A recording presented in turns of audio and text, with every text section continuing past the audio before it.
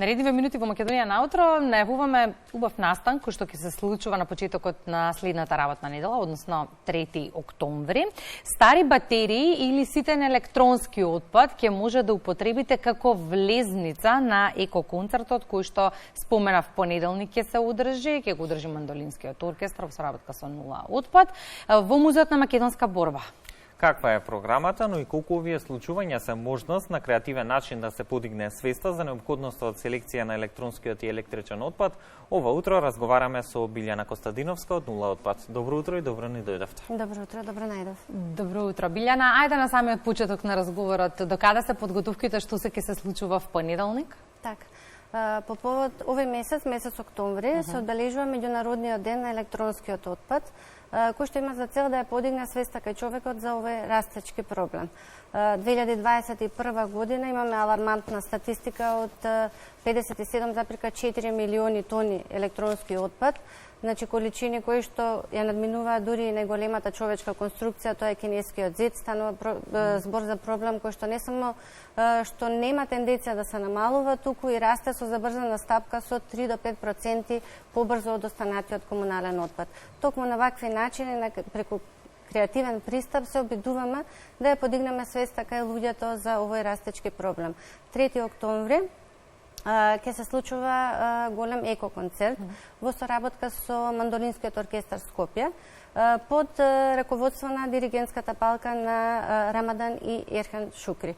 Овој Мандолински оркестар не само што располага со својот неверојатен музички потенцијал и несекојдневен талент, туку се и наши активисти и активни следачи на нашата идеја за примарна селекција на електронскиот отпад и подигнување на јавната свест за штетноста од неправилно третирање на овој вид на отпад. Значи 3 октомври во Музеот на македонската борба со почеток во 18 часот ќе се случува еко-концерт. Поканете се апсолутно сите генерации, бидејќи и самиот оркестар, членовите во оркестарот се од деца до возрастни, така што апсолутно и очекуваме различна публика да имаме, за да можеме да ги фатиме сите возрасти, бидејќи јавната свест се започва нели од најмала возраст па до возрастните, сепак полесно е кај децата нели да се направат промени. Ќе има убава програма. Мандонико, Крајдлер, Димитров, Ивановиќ, значи ќе можат луѓето да уживаат во прекрасната програма, влезот ќе биде бесплатен. Едноставно што треба да направат е со себе да понесат стари батерии од дома, ситен електронски отпад, како маус, тастатура, таблет, мобилен телефон, слушалки. Значи на еден символичен начин, преку оваа символична екоакција да дадат свој придонес нели во правилна селекција на овој вид на отпад. Интересна екоакција која што кај нас би рекол и ретко се случува досега. Какво искуство имате со еко-концертиве? Очекувате ли сите ова да најде на позитивен одзив токму кај публиката? Претходно имаме искуство со уште еден ваков новогодишен концерт кој што на сличен начин беше поврзан со акција за собирање на електронски отпад. Имаше многу убава атмосфера, имаше многу убав фидбек од публиката.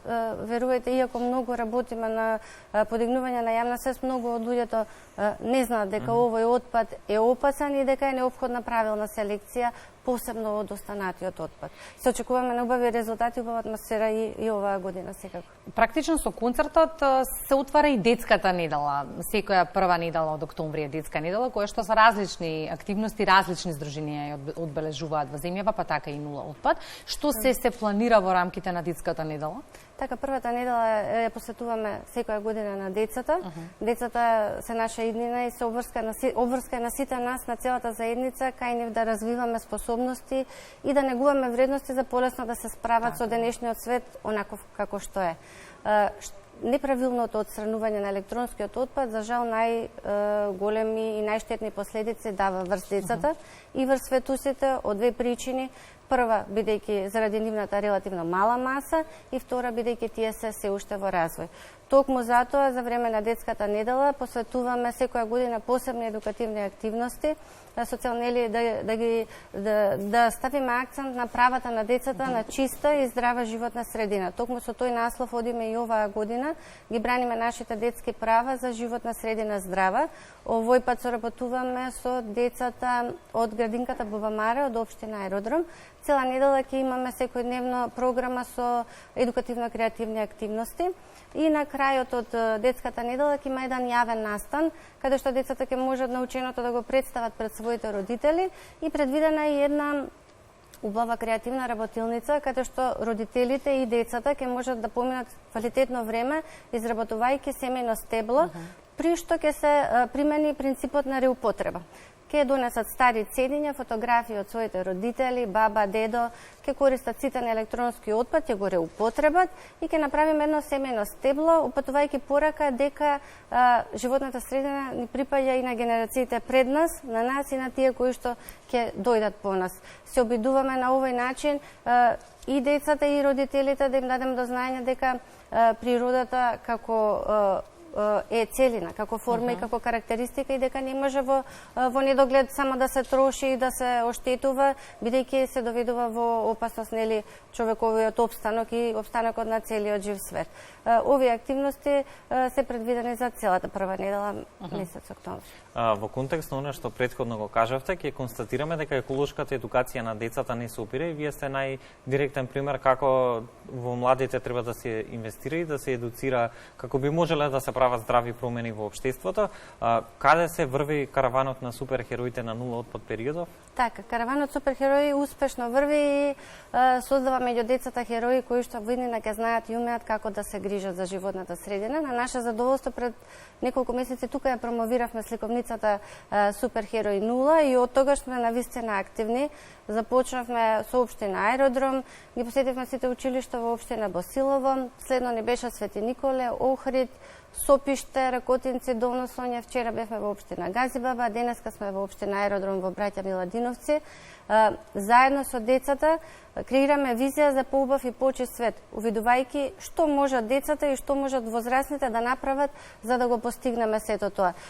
Навистина резултатите и фидбекот е голем и е мотивација уште повеќе да продолжиме во таа насока. Се надеваме дека таа сликовница ќе стане задолжително четиво во секој дом, во секој училиште, веќе и се работи, наставниците ја работат во својата програма, така што успешно продолжуваме во тој поглед. Споменавте почиста и поздрава животна средина, тоа е животна средина без електронски и електричен отпад. Како сите ние како корисници можеме да дадеме придонес во решавањето на проблемот со електричниот отпад?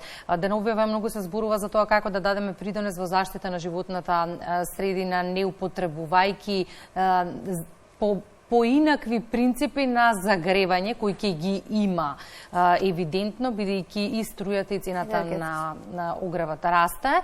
И сега како од друга страна да го решиме проблемот со електронскиот отпад? Иако станува збор за глобален проблем, сепак секој човек сам по себе представува еколошки проблем. Нели сите ние користиме електрични електронски уреди, а со тоа и по истекот на нивниот работен век и создаваме електронски отпад. Кога веќе сите сме дел од проблемот, логично би било секој еден од нас да биде и дел од решението. Она што прво против кое би требало да се бориме е битката против консумеризмот.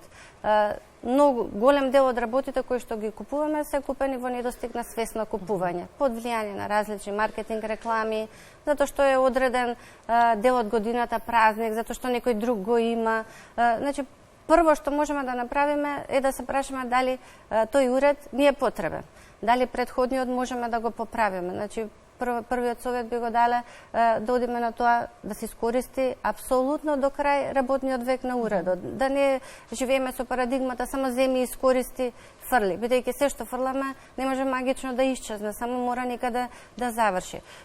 Исто така експертите за електронско рециклирање предлагаат роднините и пријателите да ги наследат уредите кои што ете ни работат, а веќе не сакаме да ги користиме. Постои опција, нели, благородна цел да се донира некому кому му е преку потребно или на институција на кои што тие уреди ќе им користат. И на крај кога уредите повеќе не можат да се поправат, не можеме ништо повеќе со нив да правиме, треба да исконтактираме лиценциран рециклатор, односно тука доаѓа би ги охрабрила граѓаните да ја користат еколинијата како бесплатен, безбеден и сигурен начин како да се ослободат од електронскиот отпад. Значи, со едноставно јавување на еколинијата 070 236 000, секој ден граѓаните можат да пријават електронски отпад од својот дом и на правилен начин да се ослободат од истиот. И сега еден од пристапите за намалување на загадувањето на животната средина е поединците да усвојат одредени еколошки однесувања. Која категорија на граѓани најлесно се прилагодува на така нареченото екооднесување? Што вели вашето досегашно искуство? Како возрастна категорија, нашето искуство говори дека децата се најдобри за да се делува во поглед на формирање еколошки навики. Овие сите посети на училишта и општини кои што ги напоменав, навидом може би изгледаат како кратка интервенција во едно одделение, во едно училиште, во една општина, меѓутоа се траен влог за еднината. Навистина, вистинските резултати ги очекуваме на подолги стази, токму преку генерирање на генерации кои што ќе знаат и ќе умеат како треба и ќе бидат критична маса кога работите не се прават како што треба. Таа е нашата цел да ја постигнеме и најмногу ја постигнуваме кај децата. Кај возрастните малку потешко од именувањето на навиките кои што веќе се формирани, меѓутоа имаме посебен начин како да пристапиме и кај таа возрастна категорија да ги мотивираме со самото користење на еколинијата.